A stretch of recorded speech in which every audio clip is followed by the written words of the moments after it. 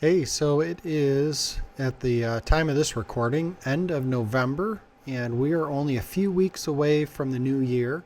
And this is a subject that I know a couple agents have asked about, and I think it is really, really important that we kind of go through it. Now, there aren't too many slides in this video, but what we're going to go over is really basic but really important. We have three different stages here, and obviously there's going to be a lot of different situations. These are very, very generalized stages. We have $0 to $50,000, and we have 50,000 to 120,000, and then 120,000 plus, and that is gross receivables. So this is the entire amount that's coming in to your account, also known as GCI. So going off of this, first of all, I do want to say this is not tax advice or legal advice. This is just purely based on our own experiences and what we've seen. And I think probably this is going to get you 90% of the way there. Obviously, talk to your accountant. You can always bounce questions off of us, and we'd be happy to share what we've learned. But I am not a tax professional, nor am I an attorney. And we will go over a couple things related to LLCs, so that's why I'm mentioning that now. So anyway, we have these three different categories, because as you're going, the amount that you're going to be spending on your business and the amount that you're going to be paying in taxes is going to change. Obviously, you can look at this slide and kind of see the progression here and see that progressively the profit does go down for every dollar that you're bringing in as you slide up in total gross income. But it's important to kind of shoot for these general numbers, because what we really don't want is come March time, when you're just finally getting through the slow winter, to be hit with a huge tax bill. And that happens so many times to agents who are not ready for it.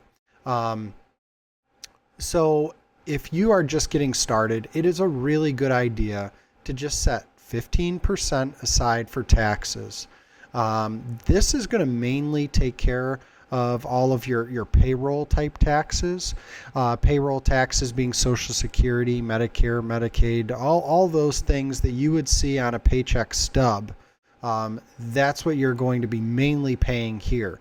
Now, I did 15% because we have found in our experience that by the time your accountant writes it down, your taxable income is not going to be this $50,000. Usually, it all depends on the individual, but usually your taxable income is going to be quite a bit less than this by the time you're putting all your deductions on there, your kids, and if assuming you have kids, but just as an example, children, things like that, or expenses through the year that you're putting on here,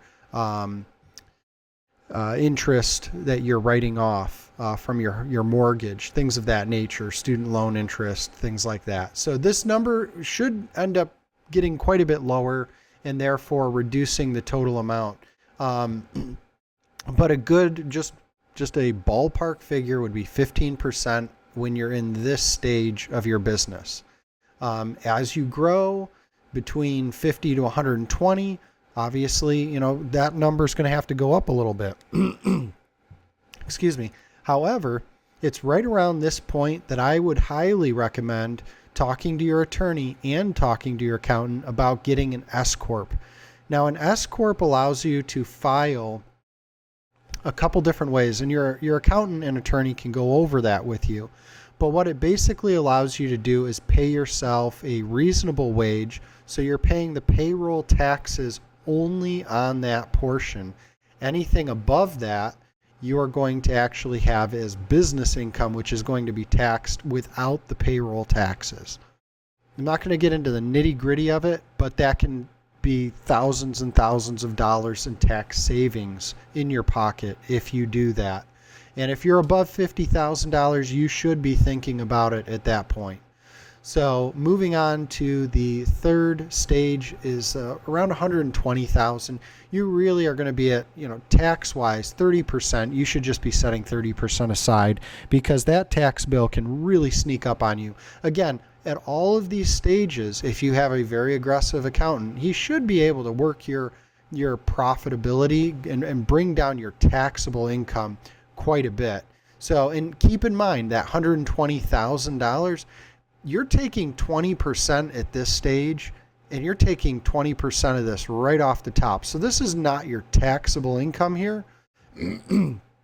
Your taxable income is this number, this 120 minus the 20% that you put into your business, because that's not profit. That's business expenses minus your gross income, and that's your taxable amount. So 30% usually gets you pretty darn close, and sometimes you'll have a little bit extra at the end that you can put back after you've paid all your taxes.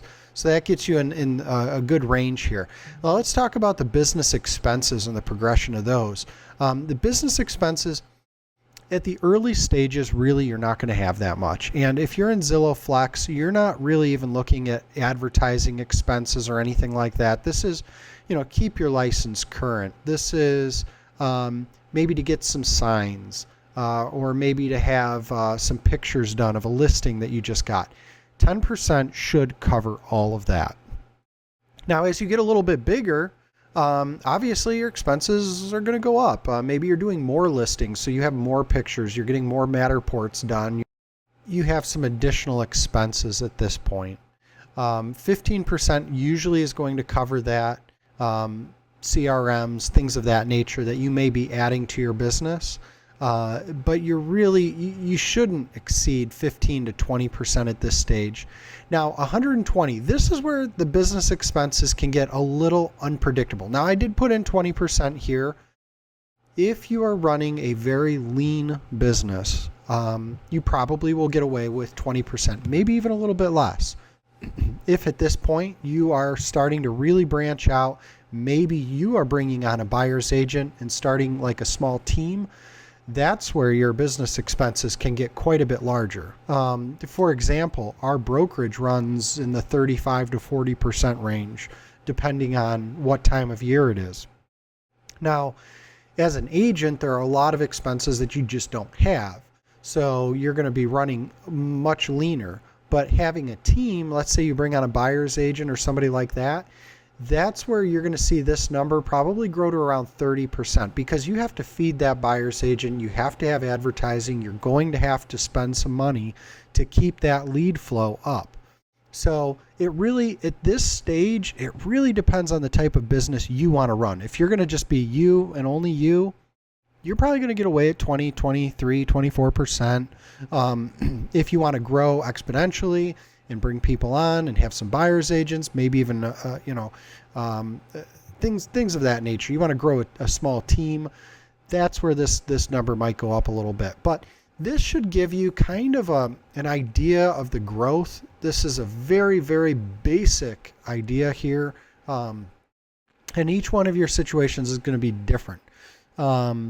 But it should give you a general idea. And the main reason for this video is just so that you don't get caught end of the year, come February, March, and your accountant says, hey, you've got a bill for X amount of dollars and you weren't ready for it. Plan ahead. Make sure you have some money set aside in reserves for your taxes. You should have 3 separate accounts: your profit account, your tax account, your business expense account. So money flows into your business account, and then from there, you're divvying it up into your tax account and then your personal account for your profit. That's a pretty basic way to do it, and I would recommend for any of these 3 stages that you set up your accounts that way. Don't run everything out of one account. You have your business account, money comes into the business account. From the business account, you divvy it up every single time you get a check into your tax account and your profit account, leaving behind a percent, the X amount that you need to keep your business running. So I hope this makes sense. If you have any questions, you're trying to figure out how to set things up for your own personal needs, or you need some advice, picking out an accountant, an attorney, we are happy to help with that. That's obviously why we're here. So feel free to reach out and let us know what questions you have. All right. Thanks again for watching this video, and we will see you guys on the next one.